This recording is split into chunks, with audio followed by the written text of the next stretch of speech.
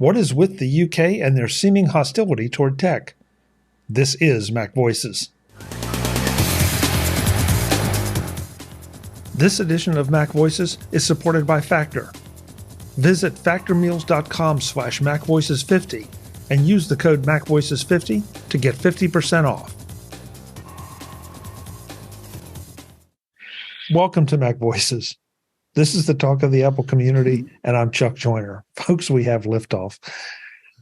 We do this MacVoices live every Tuesday night, 8 p.m. Eastern, 5 p.m. Pacific, whatever time that is, wherever you are. We are on YouTube at youtube.com/MacVoicesTV. We have friends in the chat room already. More are arriving. We'd love to have you arriving any second now. We were dark last week. I had concert tickets, so I had a great time. I know one panel member that was not here also had some concert tickets around the same time, totally different show. But he couldn't be here tonight, so we'll have to hear about that again sometime. But we're back, and we plan to stay here now for a while. It's a weird kind of time because there's not a great deal of news, but there are some things that we want to dig into a little bit. And also, one of the big pieces of news is that just a few hours before we're recording this, Apple has confirmed that September 12th will be the next big Apple event, and therefore it looks like it will be the iPhone. So we'll undoubtedly touch on that. But before we do, let's go around the room, find out who's here, then we'll take off and see where we go. Hanging out, as usual, up in the top left, Mr. David Ginsburg. David, good to have you. It's great to be back. We missed you last week, and we went through a little bit of withdrawal not having the show, but I am so glad we're back, and I'm doing well. David, it's funny you say that because I felt the same way. It's like I woke up Wednesday and realized that, gee, I haven't talked to anybody now for several days. So it was. This has become such a fun habit that, it's hard to break. But we made it up for it to having you on In Touch with iOS last week. Oh, yeah. Well, that was exciting, too. Yeah. Brian Flanigan-Arthurs is here, sporting a tie, bringing a little class to the operation. Brian, good to have you. Awesome. Thank you so much. Glad to be here. It's so good to be back after being gone for a week. Yeah. It sounds like nobody wants any time off. So we just keep slogging on. Brittany Smith is here with some kind of addition to her little Star Wars collection. It's usually there when I record video. I just take it away because it's blocking the heater, or air conditioning, as the case may be. So yeah, I just haven't moved it yet. Okay, well, I mean, now you got to get another one on the other side, and you look like you're surrounded. I have helmets over here. Well, I have heads. Yeah. I'm not Brittany, lacking on the other side. Brittany, you need to put a restraining bolt on that one so it actually follows your commands and moves out of the way of the... Nice. Did it just get hot in here? Why am I not surprised? If you ask her for the double lightsaber, I'm sure she'll pull it out. So just please. I only have single lightsabers. Oh, well. Because that means you're one of the good prequels. guys. Yeah. Okay. Jim Ray is here looking pensive, I think. Jim, good to have you. Greetings, fellow Hollywood Squares. Okay. At least in my screen, you're in the center. I don't know where you are and everybody else's. Oh, now Brian's in the center for me.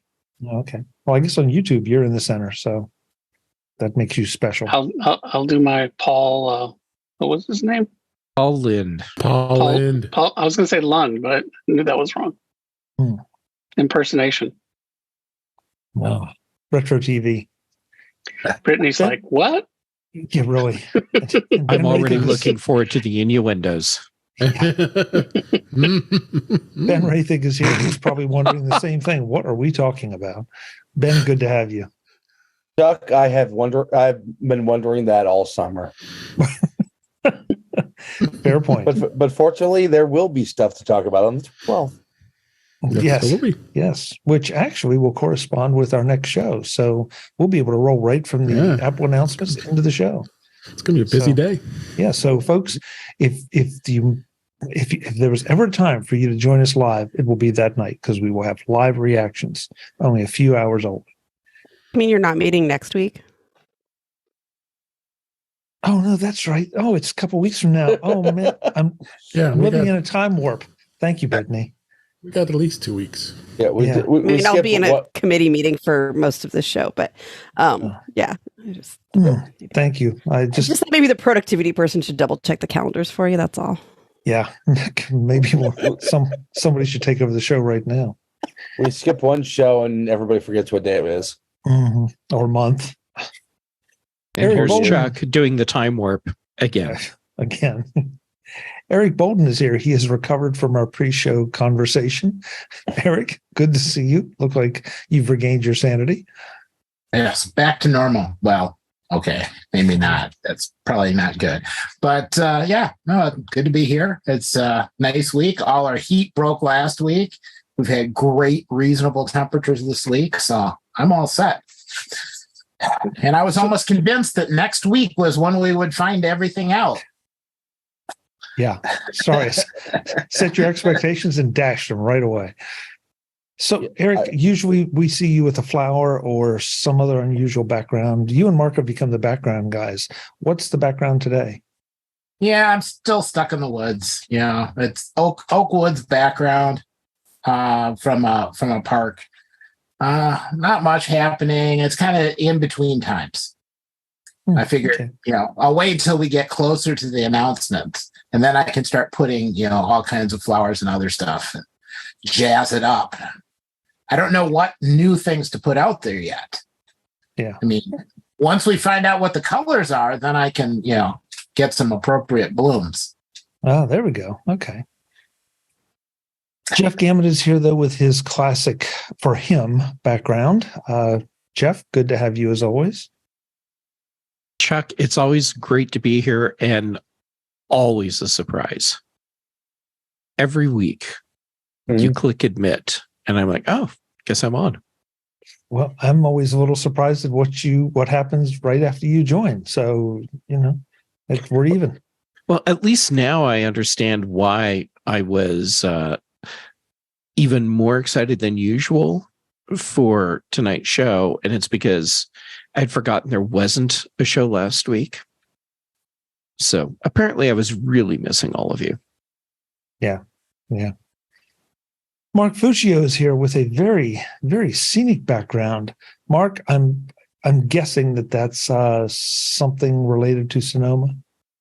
Yes, it is a sunset over Sonoma Coast. I think the time is growing near where we'll have it all in our hands and we can go on to something else. Yeah. And I think, if we do a show, we'll probably do a show, 6 days after the Apple event. And I doubt I'll have any Sonoma-related stuff for that. I think we'll have all sorts of superlatives about how great and magical and how only Apple could do whatever it is they tell us that they did when we see that announcement. Yeah, agreed. Well, we have a few things to kick around a little bit. Let's see, Brian brought the first one, and I'm going to throw it into both our private chat room as well as the main chat room. Brian, you want to take us through this? This is a suggestion that Apple Maps could use something that Google Maps already has. Or did so I found this. I'm sorry. Go ahead. Oh, okay. Yeah. I found this story on Apple News. I guess it was originally in Boy Genius Report, and what it did is it talked about one of the features that was talked about at WWDC was Apple Maps is gaining the feature to allow for offline mode. So you can, if you don't have a good signal, you can go ahead and download your maps ahead of time. This is something that Google Maps has had for a long time, and is one of the main reasons why, even though I prefer using Apple Maps, I always keep Google Maps available when I'm traveling in rural parts of the state. It's really beneficial to be able to at least capture that map data and to be able to use it for navigation. And while it doesn't necessarily have the traffic data, it's still very useful to be able to get yourself around. But one particular nuance that was discovered was when they were, I'm assuming this is through the beta, the person was setting up directions to go from a particular area in California to specifically Yosemite National Park. And what they discovered is once it goes over to the area where it starts mapping out the distance and how long it is to get to your destination, they discovered a nice little feature in there saying that route would have limited service and to encourage you to download the map ahead of time.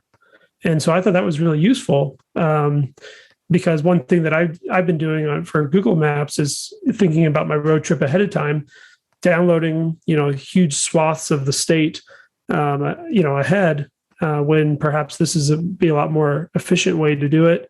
It'll take up assuming less space, just having that particular route rather than the larger area. So I thought this was really useful. And it was one of the announcements in general with offline maps that I was most excited about for the next iOS update. So if memory serves, the last time I tried to download some offline maps, it took up a fair amount of space on my phone, which at the time had a lot less storage space than I have now. So that would seem to me to be a downside to it. But on the other hand, would you rather have no information or just use up some space on your phone? Correct. And, I think depending on your situation, in your area, it may or may not be an issue.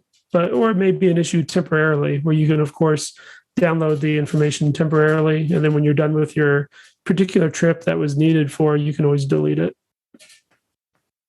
Yeah. Yeah. The good thing is that you could download just specific cities. So you just zero in on where you're actually going to be and just download that particular area. You're not going to obviously download every map, but I think Google did that too with Google Maps as well. So I think it'll limit what space it does take up. But I'm hoping these days people have at least the 256 gigabyte iPhone. But if you have 128, you might be okay. But it should be okay. I don't think that space is going to be much of an issue these days, unless you're still sporting some 64 gig iPhone. But well, we've just seen some controversies over Apple doing things with older iPhones. So True. It is something that, we tend to think of it because, for better or worse, we're out on the cutting edge or bleeding edge, except maybe right. Brittany, who's a little bit behind because she likes a small phone. I will be happily buy a phone every year if they make one in my size every year. So, just saying. Yeah. So, anybody else? Does this interest anyone else? Does anyone else run into this issue? It does. Yeah. Go ahead. Yeah, it does. We're thinking about doing a road trip vacation in October along Highway 395 on the east side of the Sierra, and there's parts there where I'm sure there's going to be bad to no cell service. So, the ability to download maps on a phone or iPad will be a really useful feature. Mm-hmm. Eric? Festivals. One word: festivals. There's nothing worse than mapping out your destination, making it to a festival, and then not being able to get home because there's no cell service wherever you are, or there's so many people that you can't get the mapping instructions. So I'm really, really looking forward to this. And I'm hoping that it retains the map long enough to get you back home again.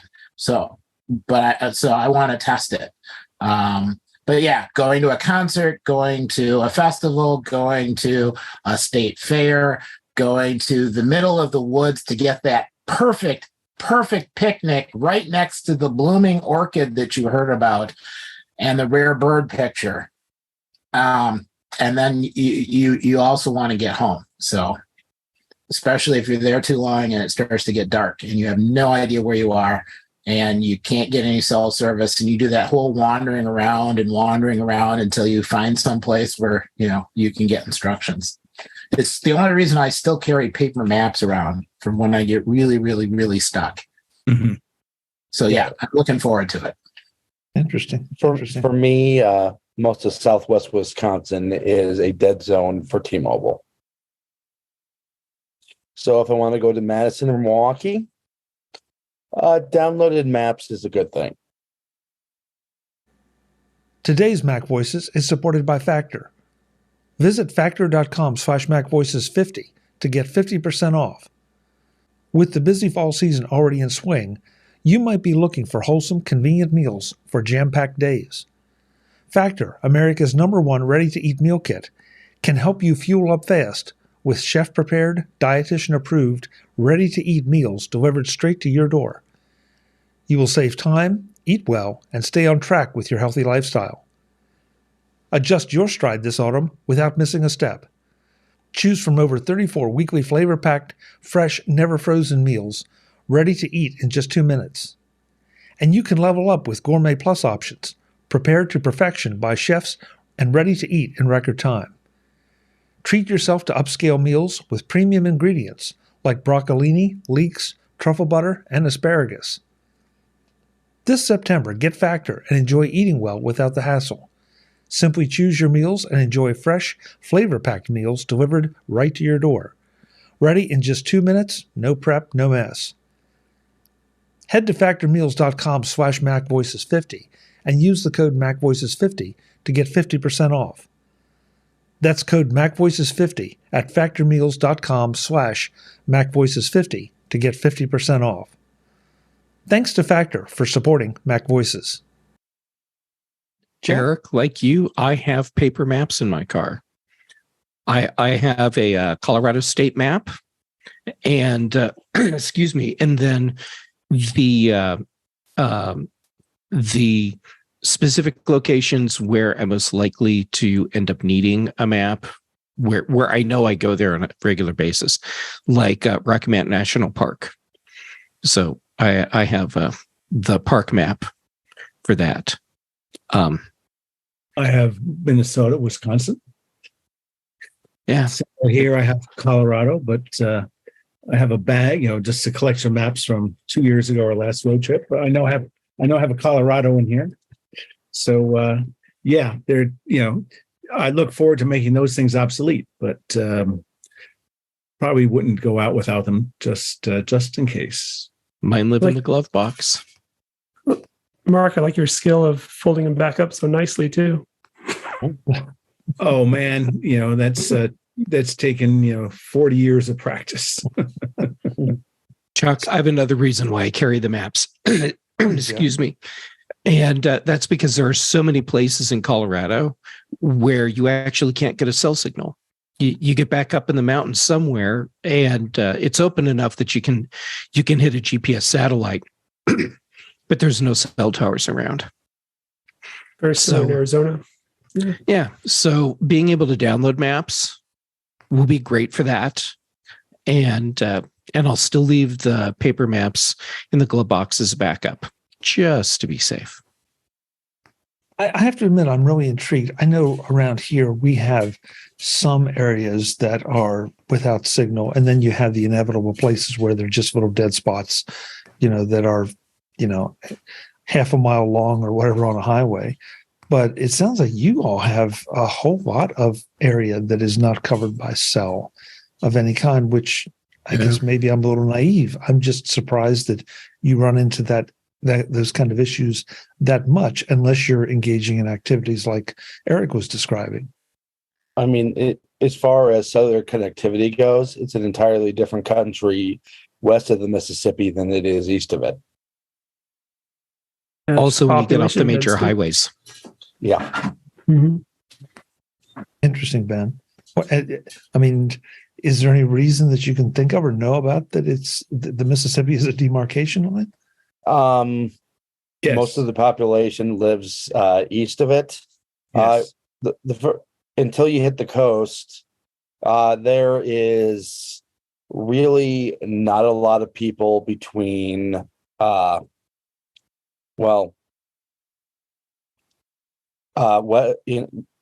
western half of Oregon and Washington and the Mississippi River. Right. Mark? The Dakotas, Kansas, Colorado, Nebraska, there's just huge areas. There's just lots of terrain and not a lot of people. And economically, it makes sense to put the cell towers along the highway and in adjacent cities, but there's a lot of area when you get out of that, you don't get coverage, or even even in California, so where I am now, you have shadow pockets among some of the coastal mountains where it's virtually impossible to get a decent quality signal.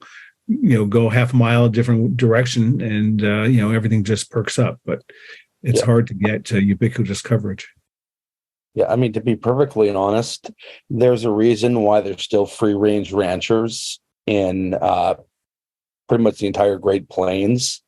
With the exception of the cities, it's not all that different than it was 150 years ago.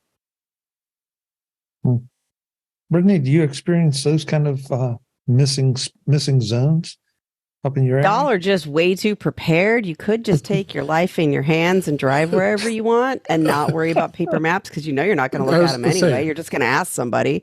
Can you find a paper map? I have no paper map in my car that I know about, but it's been a while since I've cleaned out my car completely. So maybe. That big road atlas. Yeah, I don't have one of those. I don't have them. So sometimes I just get hosed and have to play it by ear. But that is not that common because most of my driving is along I-5. So plenty of dead spots in Oregon. Brittany, my condolences. I'm on them already. Did I spend my time on I-5? Yes. Or I drive out to the coast and it's like there's one road. How am I going to get lost? It's one road. I know my way to Bandon. I don't need a map to get to Bandon. Mark, David said something there that struck me earlier in the conversation. Where do you buy maps now? Where do you get them? Oh, if I need them, I go to AAA. Oh, okay. Yeah, AAA has them, and I think Rand McNally still makes them. I just probably do, but I have to get one in like a freeway side gas station. I don't know. I haven't looked. Barnes and Noble. Okay. But back to your point, Chuck. I mean, we got them 2 years ago when we did our cross country trip, just to make sure we have paper backup in case something happened to a phone or a tablet or something. But other than that, it's probably been. Do you also always print boarding passes just in case? Like, I want to know what level of preparedness we're talking about. Oh, Brittany, I print everything. I actually make a bound travel book for all of my trips. I think I've heard you say this before. Yep, he said that many times. Yeah. I have been ridiculed for doing this. I won't ridicule it has saved you. My ass so many times. But language, Jeff. There's other forms of ass saving, I guess. Oh, ass, right? I'm really intrigued by this. Just because it's one of those things that I thought had gone away, and here I find most of the panel has something. And Eric just made a great suggestion in our private chat. Eric, you want to say that, because it sounds like you have a lot more experience with traveling into the wilderness than a lot of us do. Oh, yeah, I've done that too. Well, every time you enter a state, if you stop at the first rest stop area, especially during daytime hours, you can usually pick up a state map. So when I'm traveling, if it's, during regular business hours, pull in the rest stop, pick up my map. On my way back home, I can pick up the current state map. So I'm always, within a couple of years of current. That's always helpful. I on my phone, I've got cell service from 2 different companies. I used to carry 2 phones, but now you can just put them both on the same phone. That's a lot less expensive. And, even on my way home, I have dead zones. So I'm in, on one carrier service, and then all of a sudden I drop off and it flips over to the other carrier service and I'm back again. And it's saved me quite a bit. And the paper maps, that's, you're always one detour away from needing the paper map. Okay. Mm-hmm. This was supposed to be one of those topics just to get us off the ground, but it morphed into something a whole lot more. Travel tips, and especially if you're west of the Mississippi, you better pay attention and download the online options a lot sooner, and just leave them stored. That is one thing, though. Again, going back to my last experiences, which has been a long time ago. Do they give you any kind of option at this point to delete the maps after so long, or do you have to manually delete them? Yeah, in fact, on Google, I haven't seen Apple's yet, but on Google Maps, you can manually delete them. And then the other thing is they automatically update after X amount of time too. I can't remember the time span. It might be every 30 days maybe, or something like that. And that helps, if new stores open or stores close or something like that, and you're trying to locate something. Interesting. Thanks for sharing that, Brian. That really some interesting stuff here. I haven't used a paper map in years. No, most of us haven't. And I used to be a map geek. Me too. I had a box. We used to have a thing called Thomas Brothers guides. Oh yeah, I remember those. And I had about several dozen of them. I had the National Geographic world maps. Well, they were more local. They were mostly California. Right. I mean, they were like they were spiral bound, ring bound, and they were just like Bibles for everybody in California. I carried the Denver guide with me everywhere for years. Yeah. I don't think and for what it's worth, Mark, we drove to Bishop. Now it was from Los Angeles and not from where you are, but I didn't have any problems with being offline the whole way up 395. Did you go any further than Bishop? Not in that trip, no. Okay. Or how about other trips or not? I don't know. I can imagine that there certainly could be dark spots, but it's also amazing now. It could be somewhere really in the middle of nowhere and no problem. Making phone calls, listening to streaming music, looking at maps. It's like, how is this happening? It's amazing magic. If you have good coverage, absolutely. Yeah.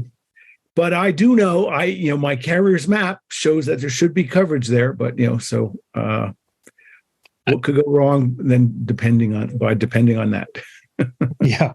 Yeah. Sometimes I think that's a map making that is not quite up to standard.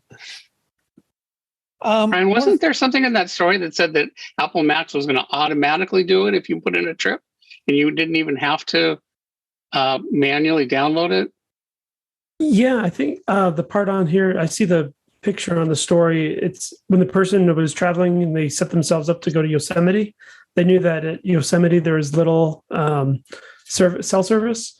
So in particular, it didn't necessarily say to automatically download it, but it puts the link right there to, I assume, go ahead and click it to download it.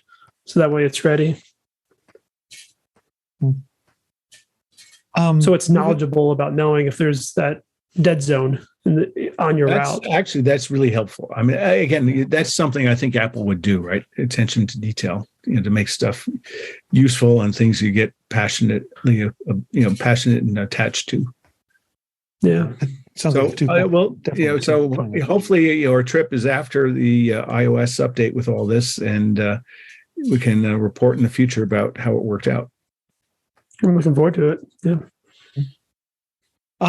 Next story that I wanted to touch on is one that I probably would have just skipped over. But 9to5Mac published a story that says Apple security updates could be banned by the British government. And I say I would have skipped over it before because that just seems almost unbelievable. Then I think back to some of the discussions we've had about other things the UK is doing right now.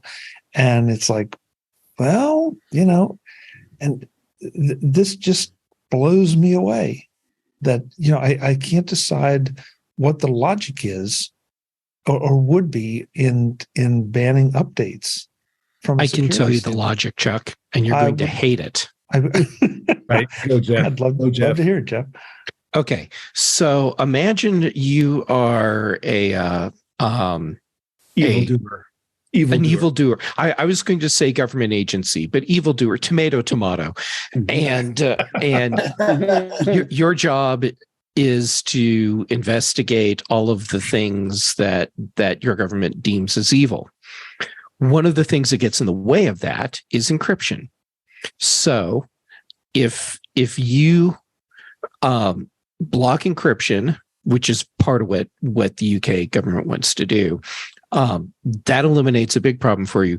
But another problem is, what if you're exploiting a security flaw on a device and you don't want that security flaw to be patched so you can continue to exploit it? That becomes a problem. So so this isn't a blanket ban on security patches. What it is a thing where Apple and any other vendor that would roll out security updates would have to present them to the UK government first and then get approval to roll them out. And if they don't get approval, well, that's your canary in the coal mine to know that there's something in that patch that everyone else is getting that the UK government is exploiting. Jeff, that's terrible. Unless they just reject everything as a matter of principle, so that they don't. And that could happen as well. Mm-hmm. That is such a pessimistic view, and unfortunately, it sounds very realistic. I told you wouldn't like it. Yeah, well, I'm kind of speechless because I'm not quite ready to say that all government agencies are nefarious. But it does seem like there's this huge push to have everything open to varieties of law enforcement. And we've talked about this plenty of times on the show, where as soon as there is any kind of secure communication, the authorities pop up and say, think of the children.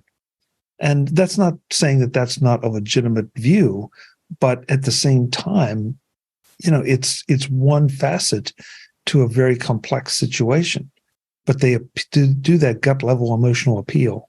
And that's really just a shame, because then people's judgments get clouded and they can't see past it. This is what happens when you mix politics with technology. You get politics. Yeah. In your technology. Wow. Brittany, you're sitting there quietly. I mean, I know you have to have some thoughts on something like this, given some of our past discussions. It's not good. I guess it just feels so like, yup. I don't know. Wow. And unlike when you get peanut butter and chocolate together, it does not taste amazing. I picked that up, Ben. I'm just saying. Next time on MacVoices, we finish up this conversation about what the UK is thinking, and then look at Netflix getting out of the DVD business. That's next time on MacVoices. I'll see you then. As always, I'm Chuck Joyner. Thanks for watching. Visit MacVoices.com for show notes and to connect with Chuck on social media. Get involved in our Facebook group or like our Facebook page, and get more out of your Apple tech with MacVoices Magazine, free on Flipboard and on the web. And if you find value in it all, consider supporting us through either our Patreon campaign at patreon.com/MacVoices or by making a one-time donation via the PayPal link on our front page and in the show notes of each episode. You will join these fine people who help bring you MacVoices.